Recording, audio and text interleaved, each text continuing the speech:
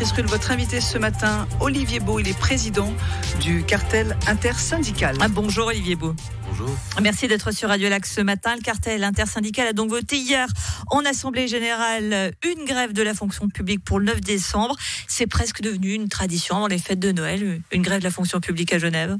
C'est normal de réagir quand le budget n'est pas satisfaisant et que le Conseil d'État, l'employeur, ne fait pas non plus son travail de manière satisfaisante. Parce que théoriquement, quand même, nous défendons la fonction publique et le Conseil d'État devrait aussi défendre ses employés. Et année après année, malheureusement, on constate que ce n'est pas vraiment le cas. Vous dénoncez la non-indexation des salaires au coût de la vie en 2022, la modification du taux de cotisation des caisses de prévoyance.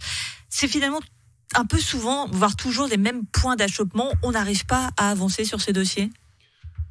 Si je vous invite l'année prochaine, vous me direz encore le coût de la vie, encore les caisses de prévoyance. C'est vrai que le Conseil d'État manque un peu d'imagination et de créativité, donc il s'attaque toujours aux mêmes choses, au salaire de la fonction publique. Et là, avec les caisses de prévoyance, c'est comme une attaque beaucoup plus forte.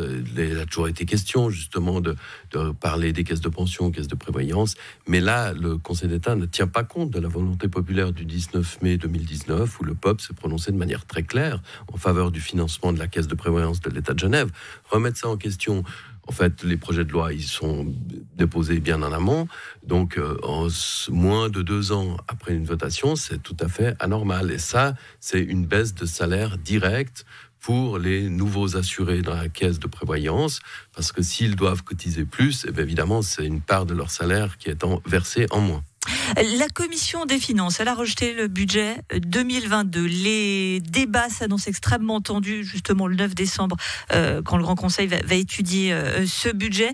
Un budget qui prévoit des créations de postes qui seraient donc en suspens s'il n'est pas voté. En même temps, vous estimez que ce budget n'est pas suffisant. Est-ce qu'on peut dire dans les deux cas, vous êtes perdant ? Oui, en gros, c'est ça, parce que si, la commission des finances, on verra des fois, certaines années, quand la commission des finances refuse le projet de budget, c'est plié, on peut rentrer chez soi, on sait qu'on va commencer avec les 12e provisoires. Or là, il y a... Vous le souhaitez ça ou pas ? Non, le cartel est responsable et estime que le canton doit avoir en budget, parce que pour assurer les prestations à la population, on a besoin que les services publics puissent compter sur un financement adéquat. Même si le projet de budget 2022 est insuffisant, il vaut mieux avoir un budget que pas de budget du tout. Mais là, il y a quand même des incertitudes, il y a des velléités, justement, que les partis craquent pour l'une ou l'autre des options. Et si c'est pour avoir un budget 2022 avec moins de postes que ceux qui sont actuellement prévus, évidemment, c'est un peu le choix entre la peste et le choléra, quoi.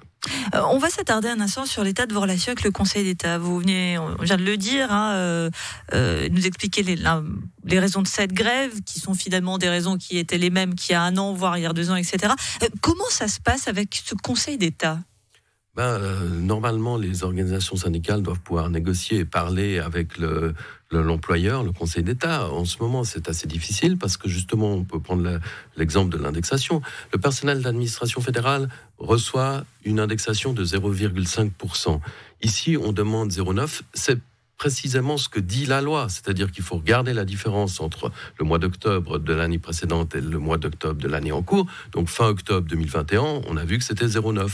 Donc on demande, et là, c'est en plus, le Conseil d'État n'est simplement pas en matière, joue les ingénus, mais on en a déjà parlé, on avait déjà dit non. Mais on va rappeler que ce Conseil d'État, il est à majorité de gauche quand même.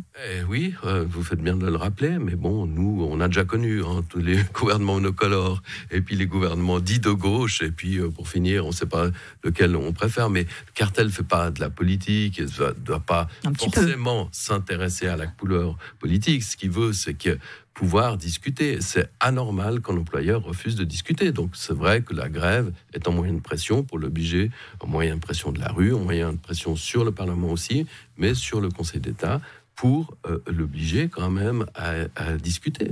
Pour l'instant, on n'a pas eu de discussion, mais vous faites bien de le rappeler. Nous, ce qu'on demande, c'est de pouvoir discuter avec le Conseil d'État. Écoutez, on va passer un appel à Nathalie Fontanet. Il est 7h42, 24 novembre. Si jamais qu'elle n'a pas votre numéro, nous l'avons. Elle peut nous appeler au 0842 91 91. On sera à plaisir de lui communiquer vos coordonnées. Mais blague à part, vous venez de le dire, il est censé y avoir des négociations dans les autres cantons. C'est ce qui se passe. Pourquoi à Genève, c'est toujours un problème, alors que, on va quand même le rappeler, le canton de Genève est le plus riche de Suisse romande. Ça, j'ai les comparaisons, c'est toujours un peu délicat. Mais disons que Genève ne manque pas d'argent. Là, on est d'accord. C'est pour ça aussi qu'on lance une initiative de contribution temporaire de solidarité sur les grandes fortunes qu'on invite à signer, parce que ça fait des rentrées pour l'État. Si cette initiative passe, ça fera au moins 350 millions pour le canton et des dizaines de millions pour les communes. Et vu que l'État, c'est une vraie crise des recettes qu'il organise lui-même, enfin, compte lui-même d'une certaine manière, c'est incompréhensible. Mais à Genève, effectivement, 2% de la population détient toute la fortune. On peut honnêtement avoir une meilleure contribution.